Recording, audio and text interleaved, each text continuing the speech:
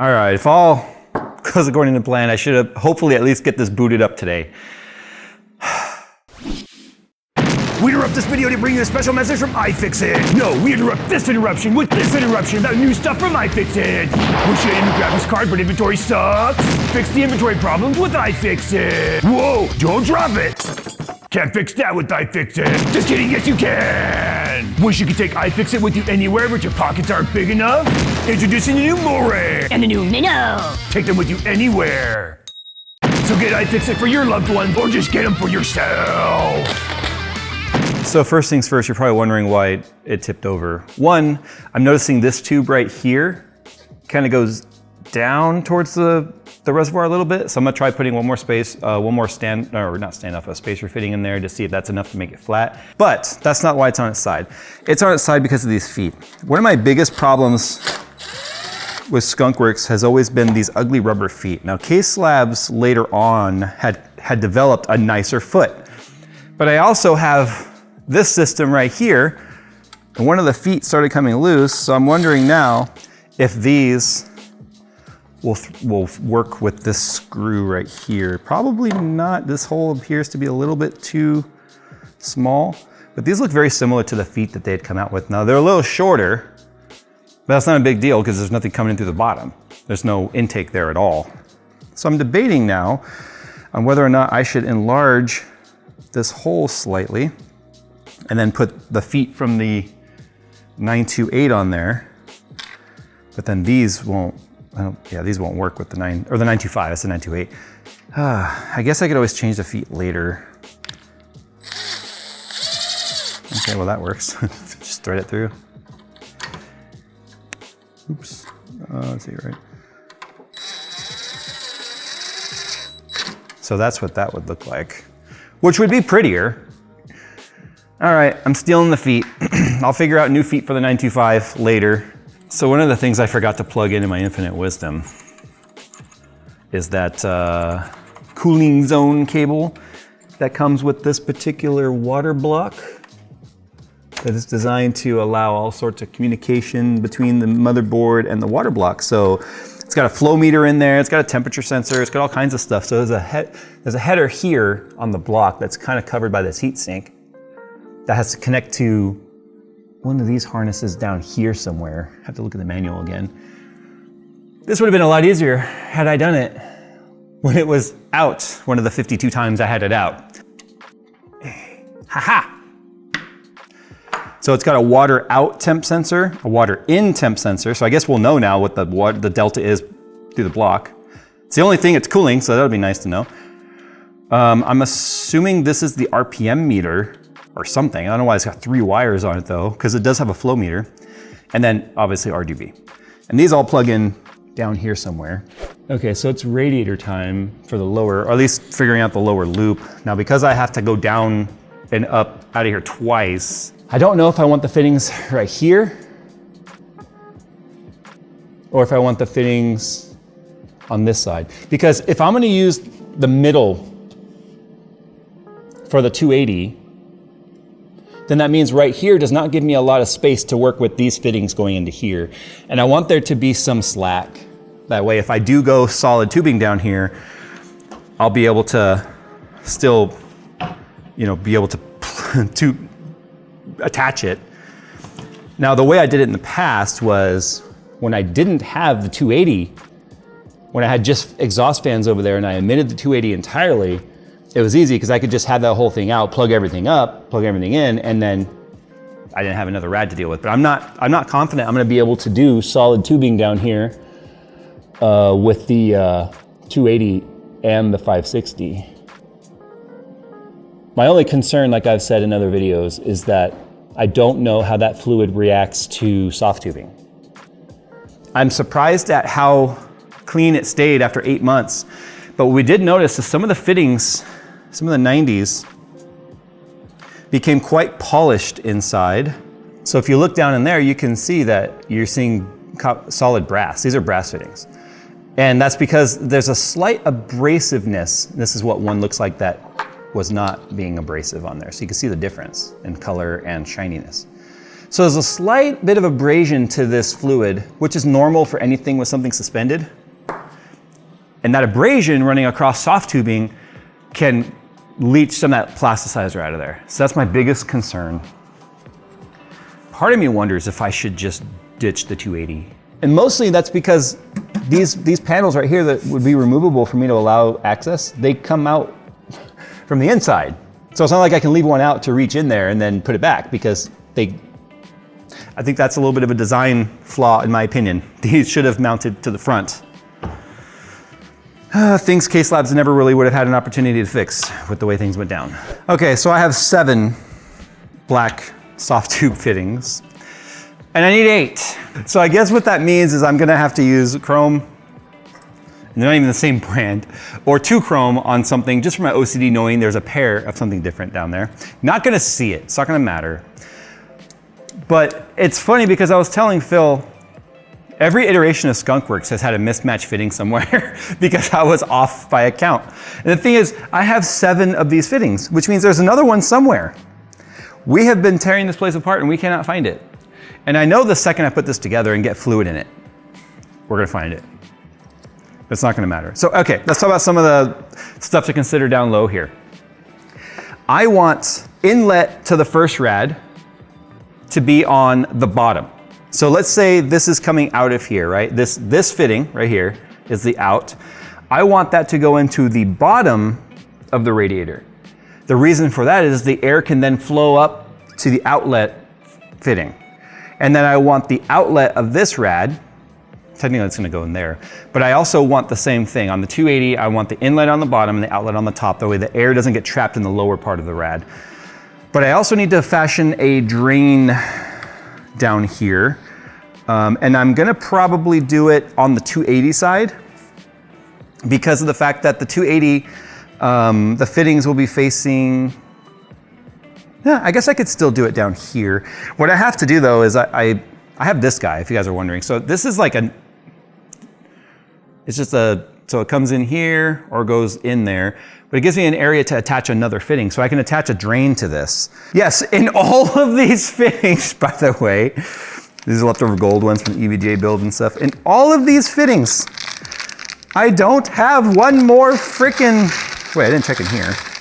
Okay, anyway, as I was saying, in all of these fittings, I do not have the thing I need, but I do have a drain in here somewhere.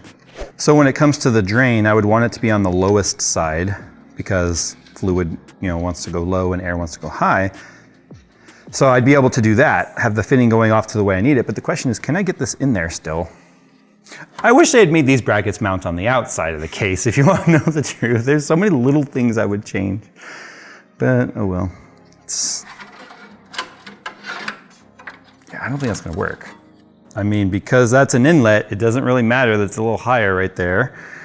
But like I said, if I just want it to be extra stupid looking, there we go. There's the chrome one. Let's see how that does. Yeah, so obviously it's easier to get that in and out because I don't have that piece hanging out. I don't think I'm gonna go to here. I think this is too close to these fittings. I won't have the slack I need. I think I'm going to here. I think I'm going from here to 560 and then from there to 280, which is way over there, which is a long run. But that's the only way I'm gonna have the amount of slack I need to get this out. So it's gonna go to the lower part and then the upper part will go to here, but I use a spacer to make it easier to clear this. And they're 45s, so I have a nice clean run to where I need them to go. So this tube from EK, this rubber tube, and by the way, I looked up the coolant. It says compatible with rubber. It's their product, so I would hope so, that they at least tested. It doesn't say anything about vinyl, so that's why I chose not to go vinyl clear. But I'm heating it up because this is such a stiff tube that it's really hard to get it over the barb sometimes until you warm it up. So I like to do that. Have the curl going the natural way I need it to go. And that goes on pretty easily. But usually you have to put the cap with it. That helps. And while it's still warm, see this cap, I swear to God, it like barely fits this tube. Getting it threaded is always hard. Don't like how loose that fitting feels. That is far too wiggly. Like this fitting here, I'm gonna replace it. I just don't trust the looseness of that because normally the torque fittings fit really tight, like they don't swivel very easily. I don't trust that O-ring. All right, so there it is. It's got that little bit of a banana boat thing going on, but that's because I need the slack to be able to pull it out.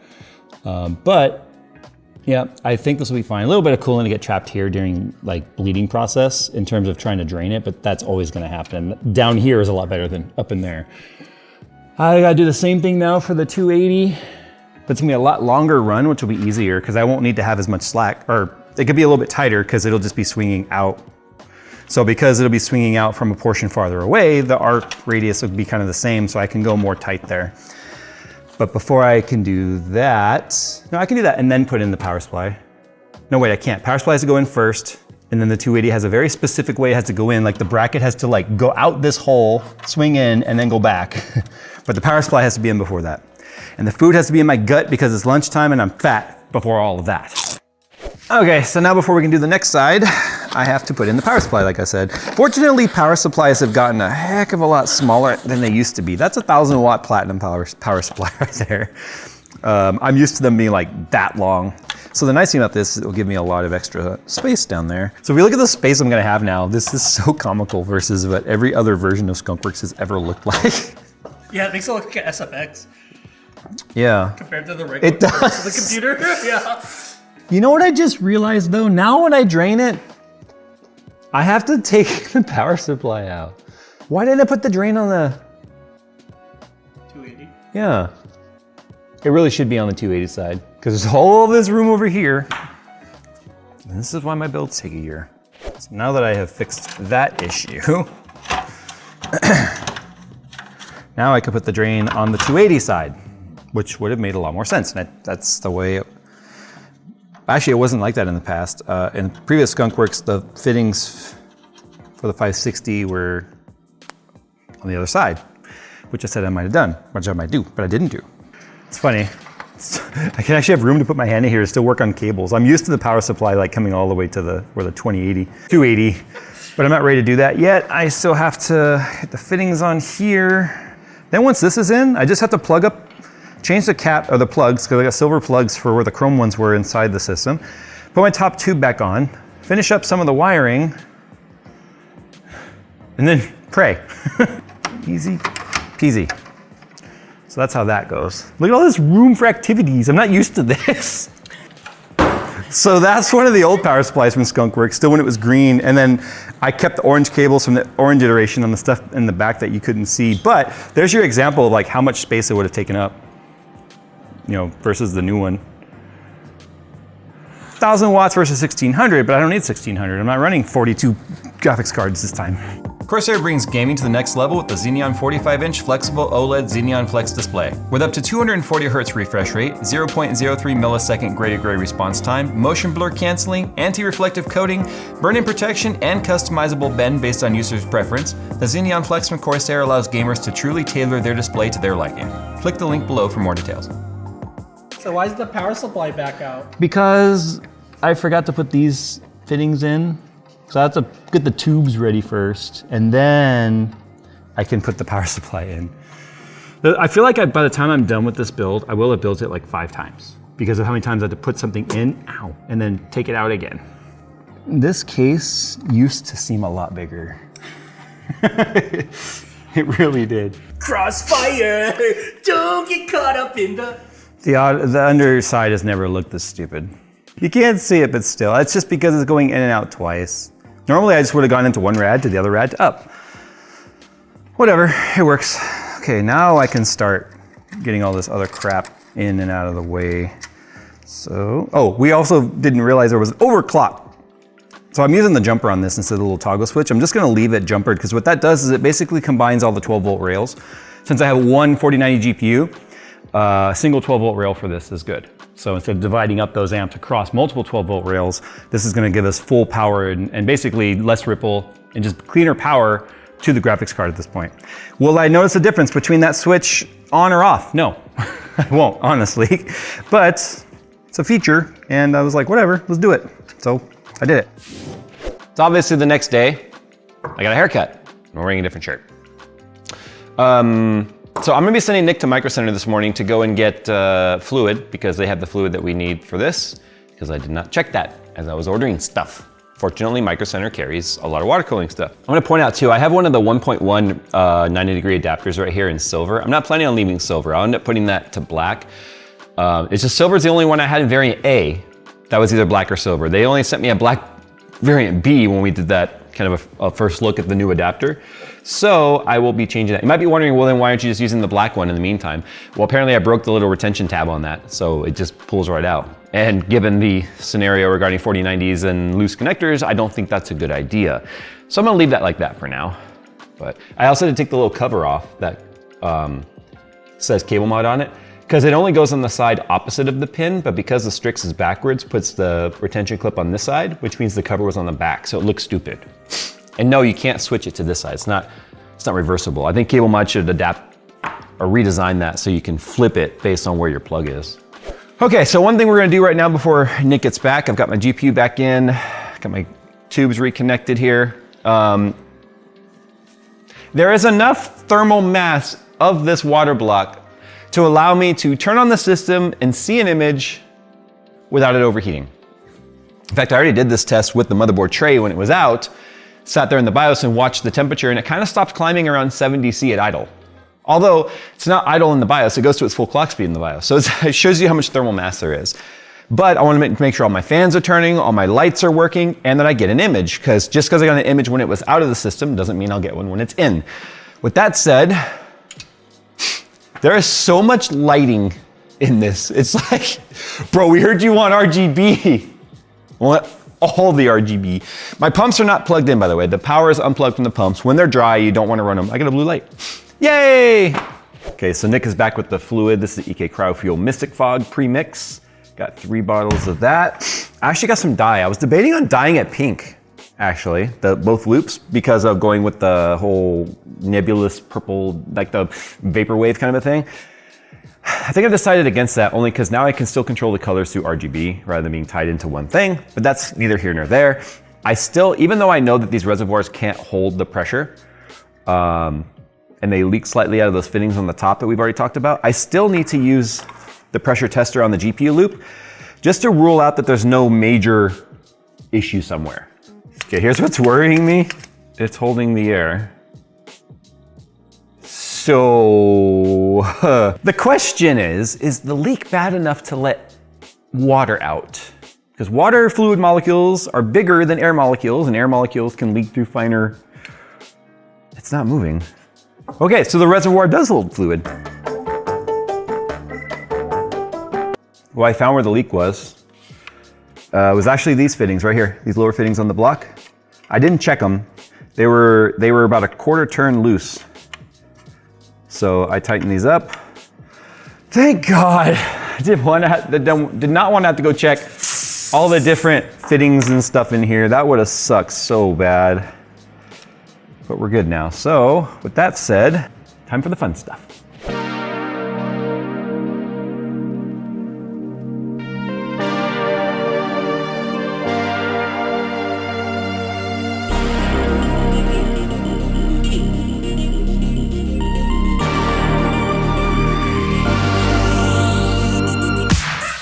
Well, it wouldn't be a J2Sense build if something wasn't wrong along the way. Let's talk temperatures.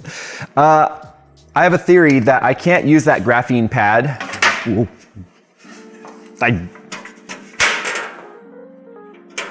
I'll fix that. I have a theory I can't use the graphene pad on the monoblock that's also raised up through thermal pads touching everything else, because the thermal pads may not have compressed all the way. Because if I put the system under load, like right now it's at 66 C, with the max core was at 70 for a second, 78 right there, while just installing Armory Crate, right? So if I go into Cinebench, there, bam, 105. And then it drops all the way down to 5.1 gigahertz, 5.2 gigahertz. So yeah, we clearly have a mount issue. So I'm just waiting for Armory Crate to be done installing. I get to try out my drain. Okay, so how about the RGB real quick before I pull the block out? You'll notice that the reservoirs are not on and the front fans are not on. that box I added, this is so complaint number 5,000 for ASUS. That box connects via USB to the system, and has a 6-pin PCI Express power connector and 6 fan headers, which each individual fan header is adjustable, but the RGB headers are not independent, which to me is really, really stupid.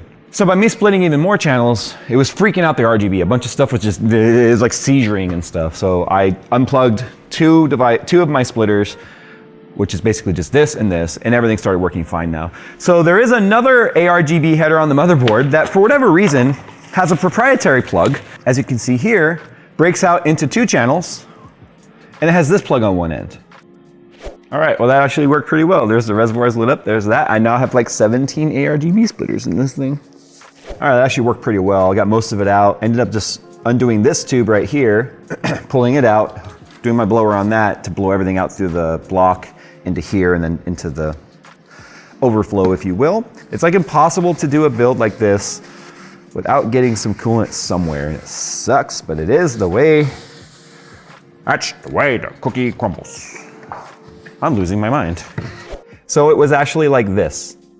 It slipped off at some point, like I was afraid it might. I think we're just gonna do thermal paste here. I think what might have happened, I may not have had it tight enough, and then in all the moving around, it slid over, and then when I tightened it is when it crushed down.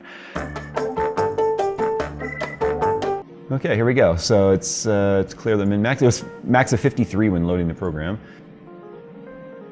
Still hits 88, but it's still pretty high voltage right now. 89, 92, but it's at 5.7 all-core.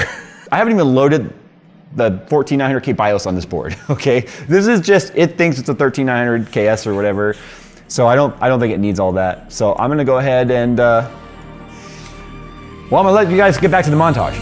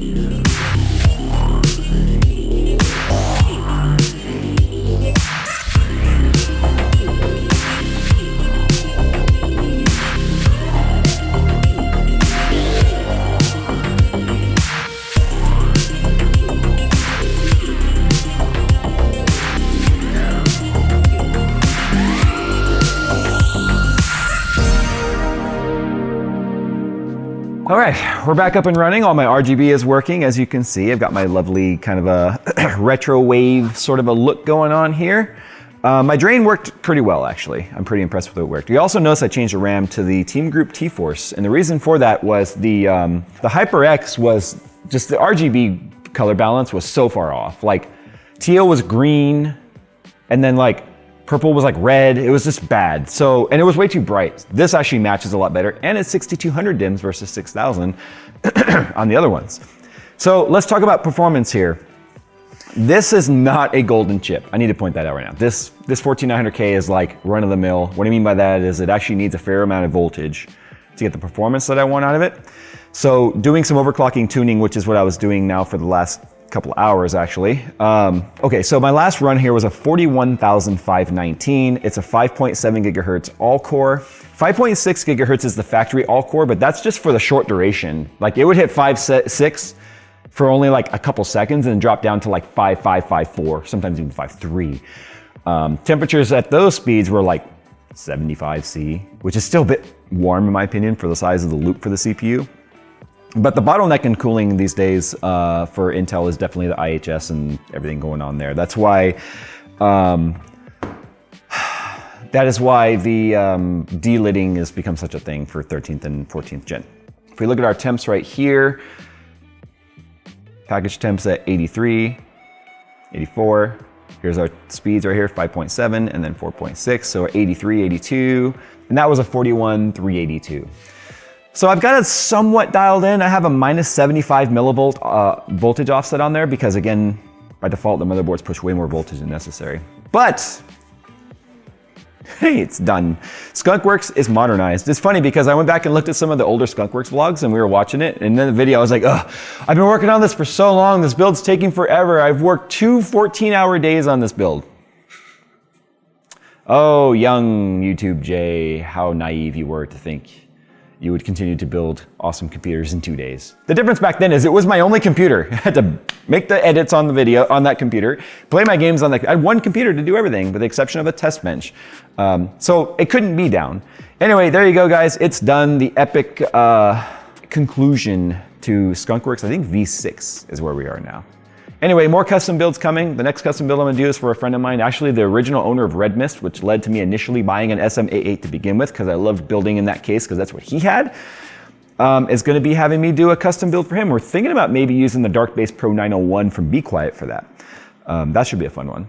All right, guys, thanks for watching. Sound off down below if you guys are happy to see Skunkworks back. I think the black and gunmetal looks so much better. When we looked at the old videos and we saw it solid gunmetal, we were like, ew, that's boring. So the black two-tone in here looks great now. All right, guys, thanks for watching. And as always, we'll see you in the next one.